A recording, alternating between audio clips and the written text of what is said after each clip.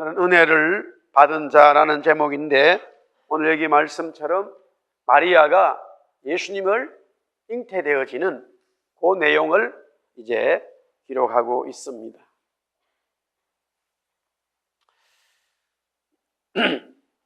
마리아라는 이름의 뜻이 참 재미있더라고요. 아름다운 여자라는 뜻이 있어요.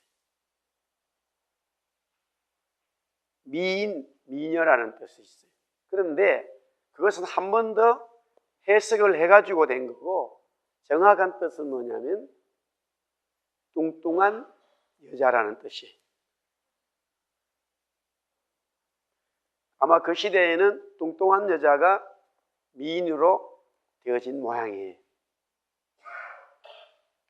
뚱뚱한 여자가 미인이다, 뭐 그런 뜻이 마리아라는 뜻이에요. 아셨어요? 마리아에게 이제 예수님이 잉태되어지는 그런 이제 내용이 오늘 기록되어져 있습니다. 그래서 오늘 저는 은혜를 입은 자라, 은혜를 받은 자라, 그런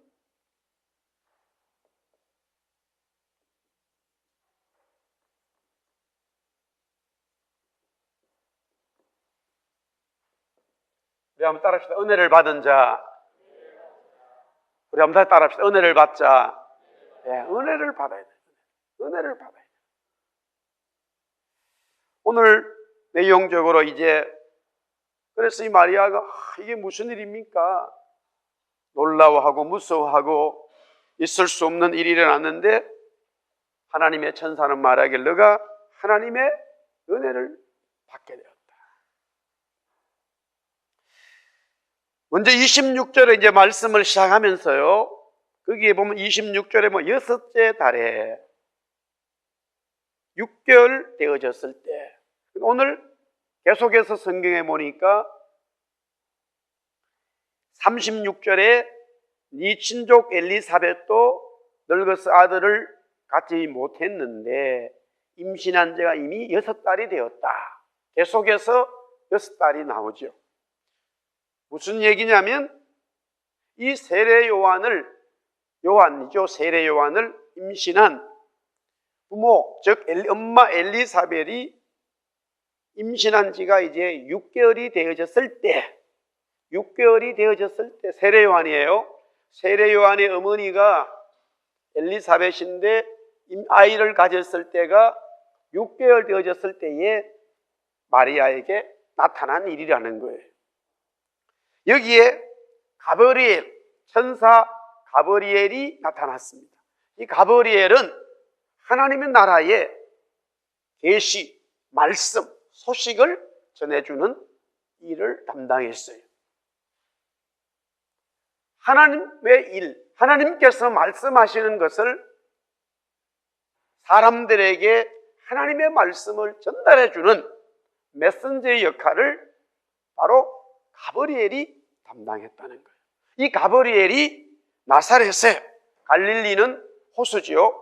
호수를 중심으로 해서 나사렛 동네가 있는데 그 갈릴리 호수에서 내륙으로 조금 그렇게 멀진 않아요. 멀진 않지만은 나사렛 내륙으로 조금 들어와 있어요. 그 나사렛은 갈릴리 호수에서 조금 들어와 있는데 언덕이 있고, 지금도 오늘날에도 이 갈릴리 호수 옆으로 엄청난 과일들이 생산이 되는데, 그 모든 것들의 도시가 그 중에서 제일 큰 동네가 바로 요새 나사렛이.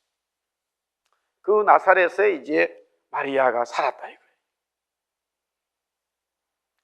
자, 27절 그래서 다윗의 자손 요셉이라는 사람과 이 마리아가 이제 약혼을 했다 이거예요. 결혼을 하기 위해서 먼저 양가 부모들이 만나고 두 사람이 이제 결혼을 해야 되겠다라고 약혼을 했다 이거예요. 28절부터 이제 말씀의 내용이 나오는데,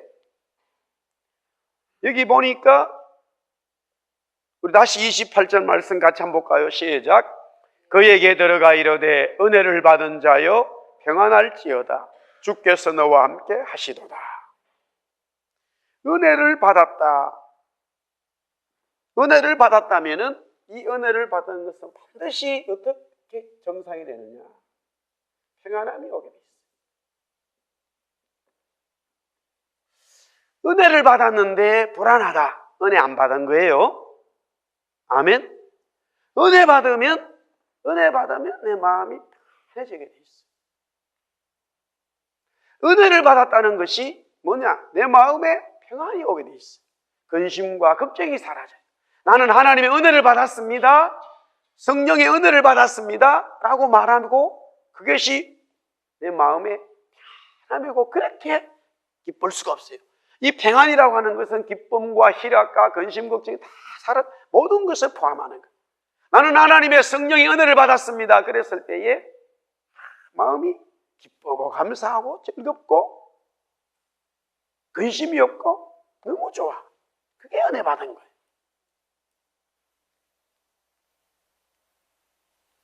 엄청난 어려움들이 있고 좋지 않은 상황들이 있지만 어떤 일을 통해서 진짜 하나님으로부터 은혜를 받았다, 은혜를 입었다, 은혜를 받았다, 은혜를 입었다, 은혜를 받았다면은 마음에 평안함이 와요.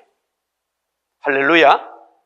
육체의 병으로 너무 고민스럽고 근심이 들고 걱정이 드는데 말씀을 들으면서 어느 순간에 기도하면서 찬송 부르면서 은혜를 받았어요. 그러면 그 육체의 병 때문에 마음이 불편하고 힘들고 걱정이 되고 자기 자신도 그렇지만 또 가족들에게 힘든 삶을 주고 뭐 이런저런 생각들이 참 많잖아요. 그런데 어느 순간에 은혜를 받았어. 그러면 마음이 편해지는데 그때부터 그 사람의 병이 치료가 된 거예요. 할렐루야. 병이 치료가 되는 거예요. 반드시 은혜를 받았다면 이 평안함이 자동 수반이 돼 있어요. 은혜를 받았습니다.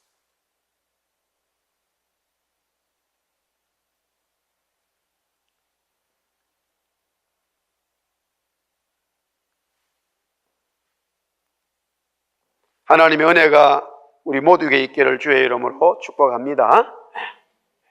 은혜를 받으면 우리의 삶에 평안함이 오는 거예요. 내 마음이 불안하지요? 기쁘지 않죠? 즐거움이 없어요?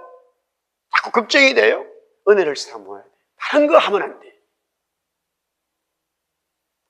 뭐 사람 만나고 뭐 아무래도 안 돼. 그거는 은혜를 받아야 돼.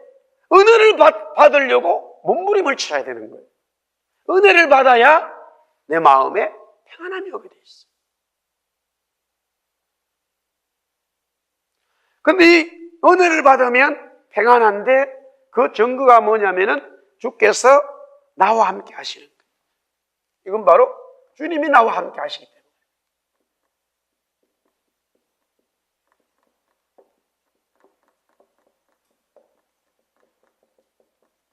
주님이 나와 함께 하시는 거예요.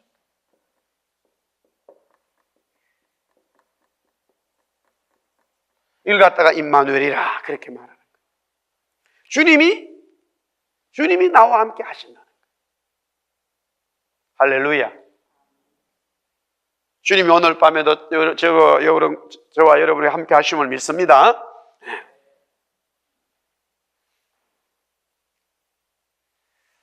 근데 문제는 20절에 보니까 처녀가 그 말을 듣고 놀라 이런 인사가 어디 있습니까? 30절에 보니까 천사가 이르되 마리아여 무서워하지 말라 그랬어요. 계속해서 너가 하나님께 은혜를 입었다.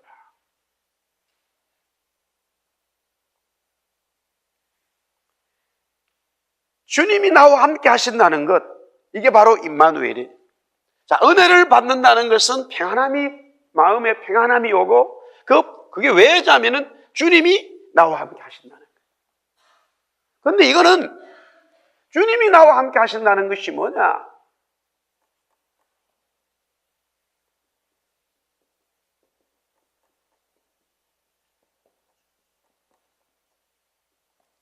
따라합시다. 말씀의 임재. 하나님의 말씀이 나에게 임하는 거예요. 자, 오늘 한번 봅시다. 오늘 이게 성경이 뭐라고 되어 있냐면 31절 보라 네가 잉태하여 아들을 낳으리니 그 이름을 뭐라고요? 예수라 하라. 많이 듣던 말씀이죠. 그죠? 그런데 성경이 조금 달라졌어요. 자, 이거 한번 적어놔 볼게요. 이 말씀이 지금 마리아에게 임했다 이거예요. 그래서 이 말씀이 뭐냐면은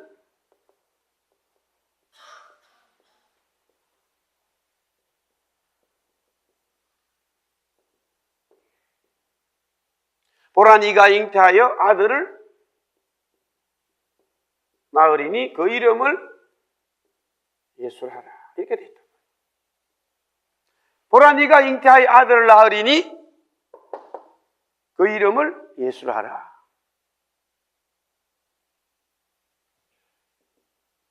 마태복음 왜 이 말씀이 나오고 이사야의 말씀이 나오는데 똑같은 말씀 같지만은 조금 사실 똑같은 말씀이죠. 자, 우리 성경 마태복음 1장 23절 한번 보세요. 마태복음 1장 23절.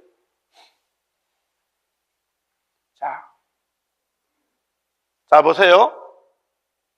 보라 마리아에게는 네가 그랬는데 여기 원래 말씀 뭐예요? 보라 뭐라고요? 처녀가 여기 잉태하여 아들을 낳으리니 그 이름을 뭐라고요? 임마누엘이라. 그렇게 달라졌어요. 저 마태복음 1장 23절은 이사야의 말씀이에요. 이사야 말씀을 7장에 나오는 14절의 말씀을 인용한 거예요. 자,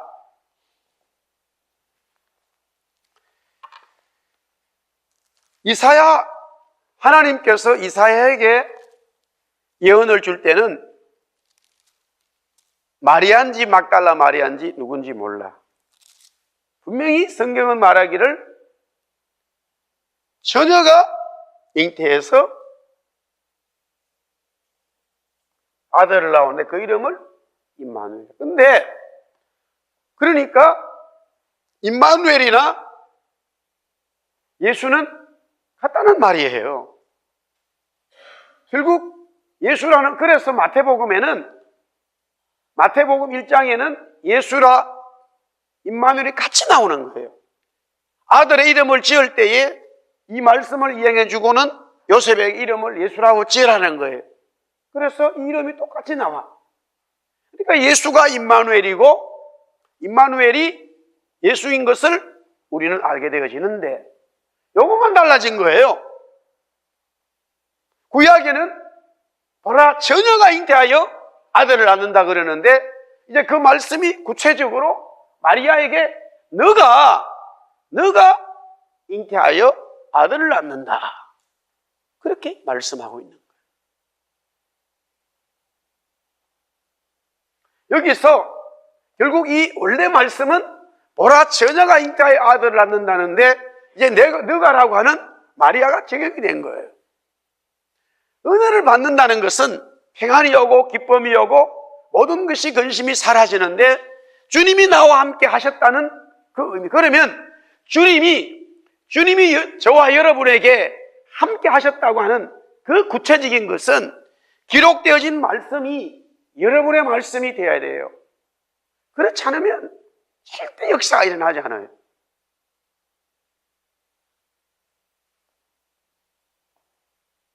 아무도 아멘 안 해요. 다시 이야기합니다. 기록되어진 말씀이 아무리 성경이 있어도 그 말씀이 나 자신에게 잉태되지 않으면, 그 말씀이 내 속에 들어오지 않으면 그 성경은 아무 관계없어요, 여러분. 저도 마찬가지예요. 제가 지금 이걸 끊임없이 말씀하고 있어요.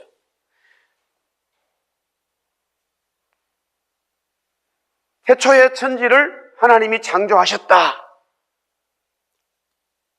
아무리 성경의 첫 장이 시작이 하나님이 태초의 천지를 창조하셨다, 첫 장에 첫 절이 나와 있어도 그 2000년 역사 속에 백인들은 안 믿어요. 그렇게 공부하고 시간 투자하는 사람들, 엄청 공부하는 사람들, 이 성경은 그걸 안 믿어요. 왜 안 믿을까? 히브리서 11장, 오늘 매일 성경 본문 말씀에 뭐라고 되어 있냐면, 히브리서 11장 3절을 보세요.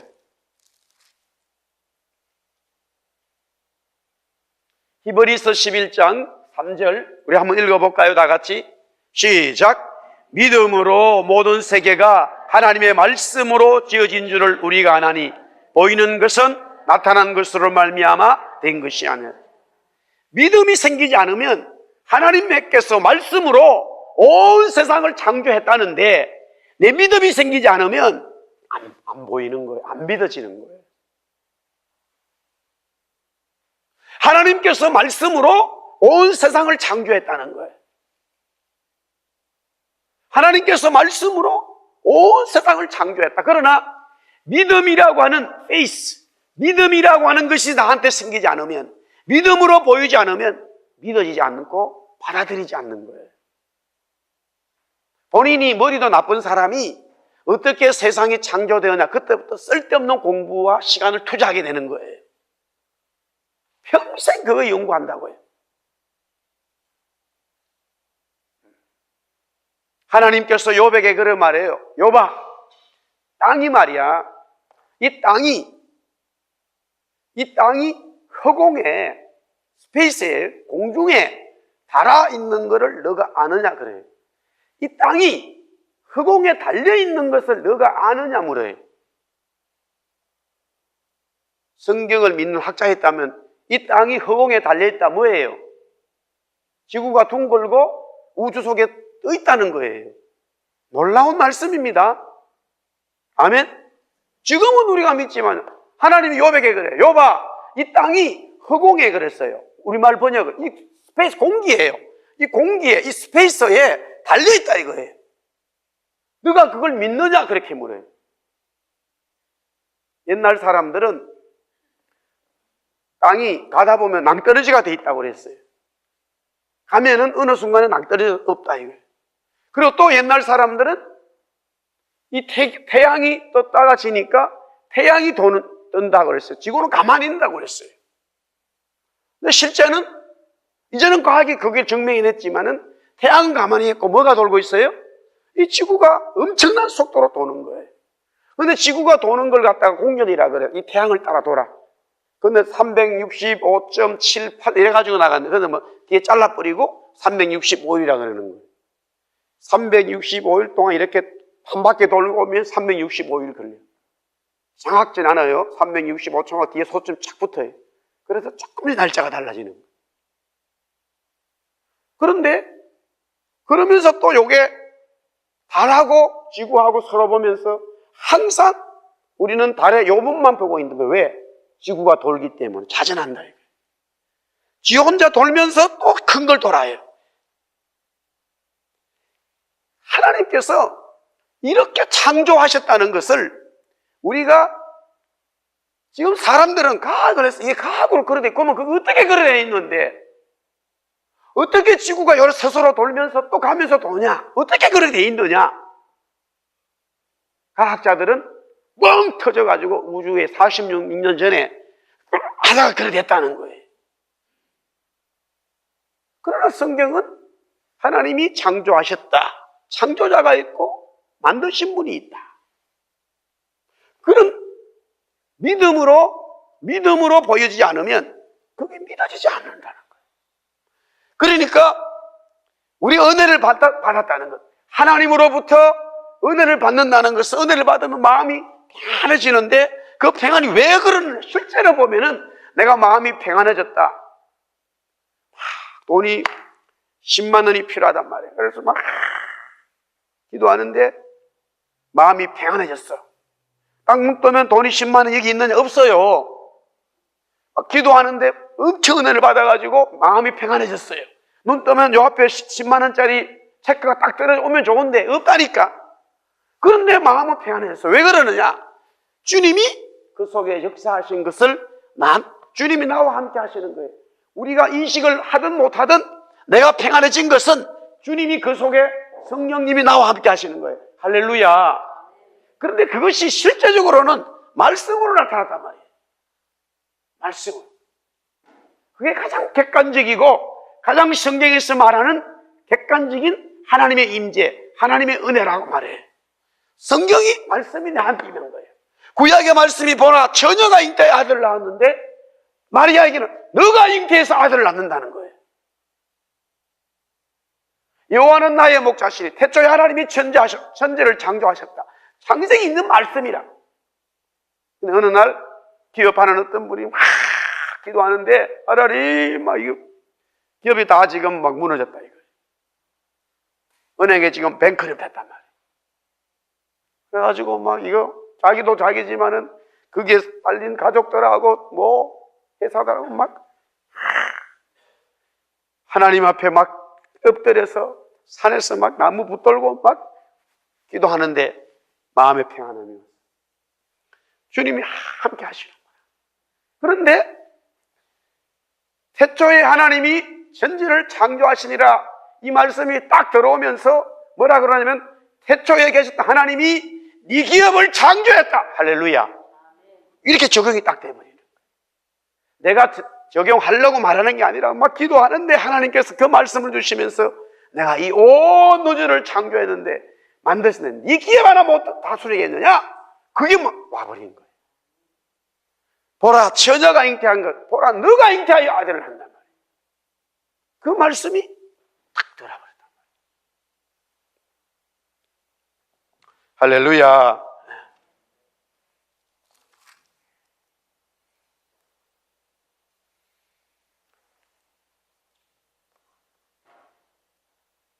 우리는 이제 적용적으로 보면 우리 은혜를 받고 하는 전부 다 그리스도를 잉태하는 거예요.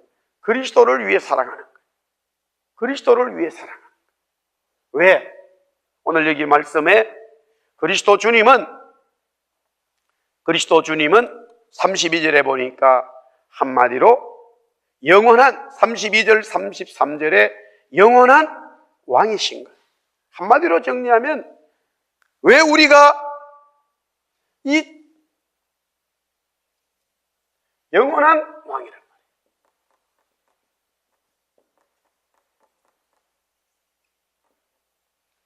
영원한 왕 예수님.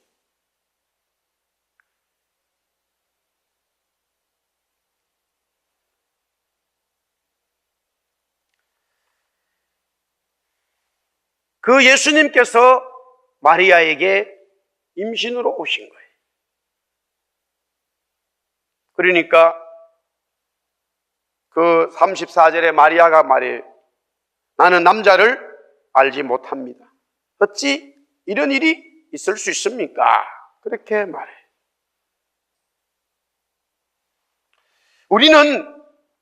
우리는 다시 은혜를 받아야 돼요. 하나님으로부터 은혜를 받아야 변화가 일어나요. 어떤 사람이라도 은혜를 받으면 변화가 되는 거예요. 은혜를 받아도 확실히 받아야 돼요.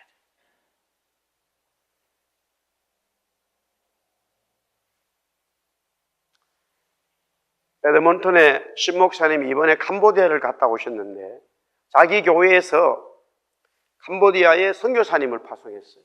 원래 그 선교사님이 목사님인데 중국에 파송됐다가 중국에서 요새 중국에 사실 쉽지 않아서 캄보디아로 갔어요.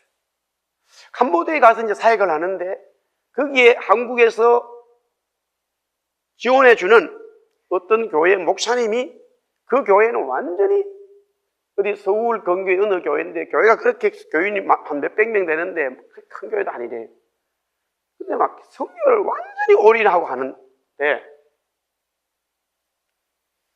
여기에 이 목사님이 2주만, 3주 서울에서 캄보디아를 자주 왔다 갔다 하셔요. 그러면서 에드몬턴에서 보낸 그 목사님하고 연결이 되어가지고 선교를 감당해서 자기 교회 선교사가 캄보디아에 사역하니까 다리 목사님이 이번에 방문했는데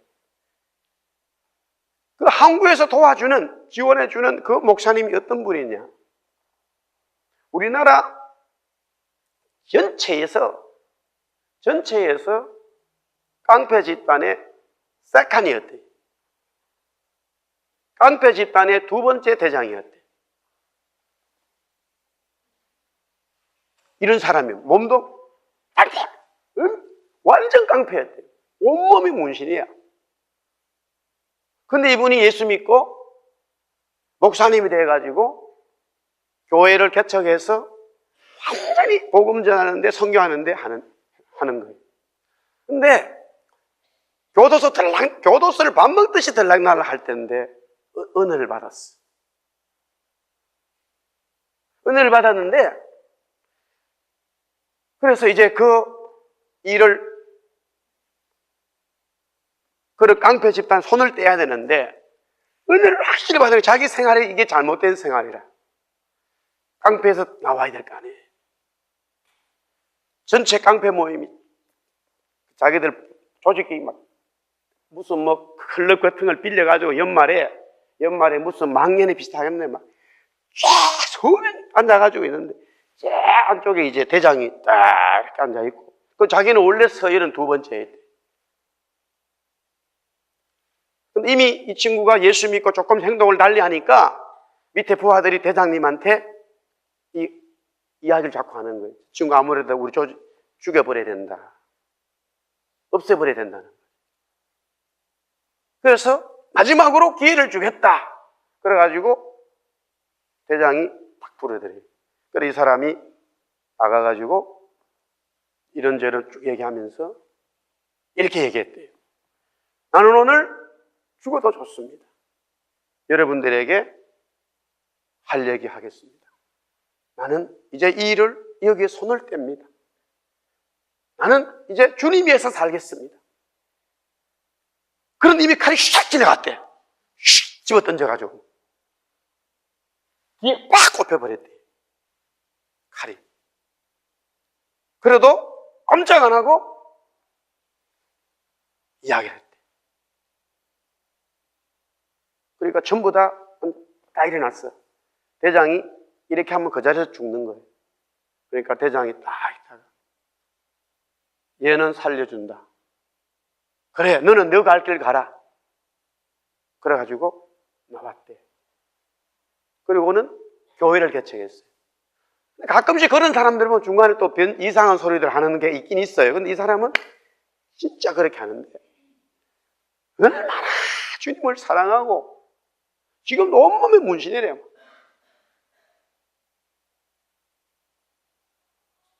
하나님의 은혜를 확실히 받아버렸어. 그러니까 마음에 피안이 왔어. 내가 이렇게 인생 살아면 안 돼야지. 무슨 일을 하면 사실은 이게 내 인생이 아닌데, 그럼에도 불구하고 죄의 속에 들어가 버리면 또 나와 무관하게 그 조직에서 나올 수가 없어요. 가만히 두질 않아요. 그 말은 우리가 이 땅에 살면서 마귀에 잡혀있기 때문에 결국에는 마귀에게 끌려가는데 누구도 그 마귀에서 나올 수가 없어요. 그러나 하나님의 은혜를 확실히 받아버리면 그 인생의 불안한 데서 평안이 오는 이유가 내 속에 성령께서 주님이 나와 함께 하시는 것을 인식되게 된단 말이에요. 그걸 깨달아요. 그게 역사가 와. 그러면 구체적으로 그게 뭐냐? 하나님의 말씀이 임하는 거예요. 말씀. 기록된 성경이 분명히 하나님의 말씀인데 그 말씀이 살아 움직이면서 나 자신에게 진리의 말씀으로, 생명의 말씀으로 역사해지는 거예요. 할렐루야. 은혜를 받기 전에는 아침에 일어나면은 태양이 뜨고 이슬이 있고 바람이 부는데 아무 관계없어요. 그러나 어느 날 정말로 은혜를 확실히 받아버리면 그 모든 자연, 소리, 바람, 나무 흔들리는 것, 새소리부터 시작해서 이슬부터 모든 것이 하나님의 창조, 태초에 하나님이 창조했다는 그 말씀이 생명으로 움직이면서 그 말씀 때문에 이 모든 것들이 창조되어졌고 하는 것이 내 속으로, 내 이 영으로 들어오게 돼 있어요. 할렐루야. 그게 이제 은혜를 입는, 그래서 인생에서 완전히 터닝 포인트가 일어나는 거예요. 인생에서 완전히 다른 삶을 그때부터 살게 되는 거예요. 사람이 변화될 수가 없어요. 그러나 하나님의 말씀의 은혜를 확실히 받아버리면 변화가 일어나는 거예요. 왜? 그 속에 예수님이 잉태됐기 때문에, 우리 속에 예수님이 나와 함께 하시기 때문에. 할렐루야.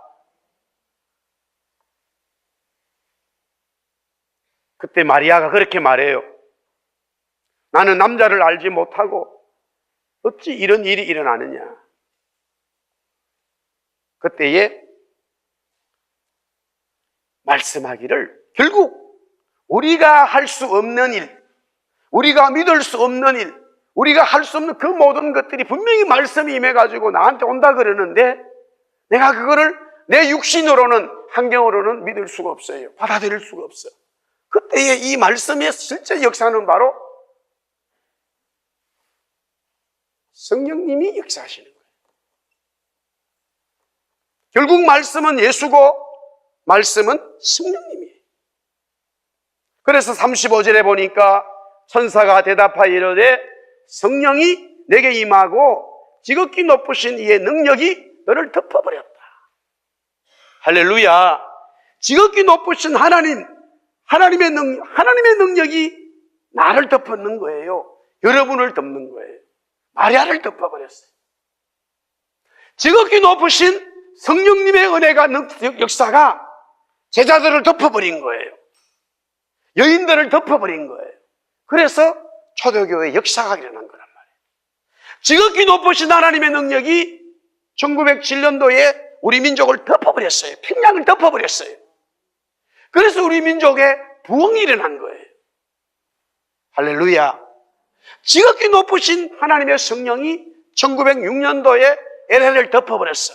LA의 어느 집을 덮어버렸어. 그것이 미국, 캐나다 부흥이 되었던 아주사 부흥의 시작이란 말이에요. 아주사 스트리트 거리예요. 어느 집이에요. 흑인 목사님하고 교인들 많이 되진 않아요. 몇십 명이 모여서 매일같이 기도를 했어요. 그 기도 시간에 정말 지루할 정도로 했어요. 오늘 기도하자마자 막 집이 뒤집어지고 그러진 않았어요. 그렇게 되기까지 그 시간과 환경이 있었어요. 그 시간, 하나님의 능력이 어느 순간에, 하나님의 때에 하나님의 능력이 어느 사람, 어느 민족, 어느 누구를 덮어버릴 때에 감당할 수 없는 역사가 일어난단 말이에요. 우리는 그거를 위해서 기다려야 된다는 거죠. 성령이 하시는 거예요. 우리가 하는 게 아니에요. 36절에 보니까 이 친족 엘리사벳도 임신을 할 수 없었는데 아이를 가졌다. 이미 6개월이 되었다는 거예요. 그러면서 37절 우리 한 번 더 따라 합시다. 37절 대저 하나님의 모든 말씀은 능하지 못하심이 없느니라. 하나님의 모든 말씀은 능하지 못하심이 없다. 히브리서 11장 3절 말씀과 마찬가지지요. 모든 세계가, 모든 세상이 하나님의 말씀으로 지어졌다. 할렐루야. 말씀은 모든 것을 창조하고 말씀 모든 것을 이루어간단 말이에요. 단지 우리는 그것을 믿어져야 돼요. 그 말씀이 내 속에 잉태되어져야 돼. 그래서 하나님의 성령이, 그러니까 이게 결국 성령은 뭐냐? 또한 말씀인 거예요. 결국 말씀, 성령이 다 예수가 같은 거예요. 그래서 우리가 이제 하나님의 사람이 되어지고 은혜를 입었다는 것은 내 속에 하나님의 말씀이 나를 이끌어간단 말이에요. 말씀이 나를 변화시킨 거예요. 말씀이 창조하러 간단 말이에요. 그래서 요한복음에 요한은 태초에 말씀이 계시는데 그 말씀이 모든 만물을 창조했다. 그 말씀은 바로 육신이 되어서 이 땅에 왔다. 그리스도를 말씀하고 있어요. 성탄절을 우리가 눈앞에 두고 있고 또 2014년을 결산을 하는 이 시점에 또 새해를 맞이합니다마는 우리가 늘 다른 방법이 없어요. 하나님의 은혜를 입어야 돼. 우리가 살 수 있는 길은 하나님의 은혜를 입는 것밖에 없어요. 할렐루야. 하나님의 은혜를 입어요. 우리 교회는 하나님의 은혜를 입어야 될 줄 믿습니다. 여러분의 가정과 기업에 하나님의 은혜를 입어야 돼요. 다른 방법이 없어요. 저도 목회를 함으로써 주님의 종으로 일을 하면서 다른 방법이 없어요. 하나님의 은혜를 입어야 돼요. 하나님의 은혜는 말씀의 은혜예요. 성경에 있는 말씀 다 알지만은 그것이 믿음으로 보여져서 내 속에서 잉태되어 가지고 이것이 그리스도였구나, 이것이 성령님이구나, 이것이 모든 것을 창조했구나, 나에게 적용되어지는 생명으로 움직이는 말씀이 되어야 돼요. 그렇게 되어지면, 그런데 종종 그 말씀을 믿지 못하고 또 환경을 받아들이지 못할 때 있어요. 걱정할 거 없어요. 성령이 우리를 도와준다. 그렇게 마리아는 그 그리스도를 임신하는 내용이 나와요. 자, 그래서 결론입니다. 결론, 오늘 마지막 다음 말씀 30번 우리 한번 다 같이 시작. 마리아가 이르되 주의 종이오니 말씀대로 내게 이루어지이다. 아멘. 우리 따라합시다. 말씀대로 나에게 이루어 주세요. 할렐루야. 하나님의 말씀대로 나에게 이루어다. 하나님의 말씀대로 나에게 역사하여 주십시오. 말씀대로 내가 순종하겠나이다. 말씀대로 따라가겠나이다. 그 말씀을 받아들이겠습니다. 그런 얘기죠. 생명의 말씀을 그대로 받아들이는 거예요. 나는 부족하고 연약하지만, 나는 할 수가 없지만 온 우주를 창조하신 지극히 능력이 많으신 그 하나님이 나에게 역사하신다 했을 때, 하나님 믿습니다. 그렇게 되기를 원하나이다. 순종하고 받아들일 때 그 말씀은 생명으로 역사하게 되어 있는 거예요. 할렐루야. 우리 한번 따라합시다. 말씀으로 순종하게 하시옵소서. 오늘 이 밤에 하나님 나에게 은혜를 주세요. 말씀의 은혜를 주세요. 다른 방법이 없어요. 그 기도만 우리가 드리기를 주의 이름으로 축복합니다.